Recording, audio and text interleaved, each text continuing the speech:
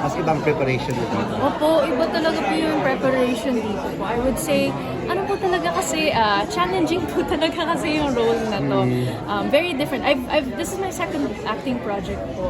I did a series before with ABS and that was a very light, medyo rom-com coming of age. Pero ito parang ibang level din po talaga siya. Parang, kumbaga yung emotional preparation.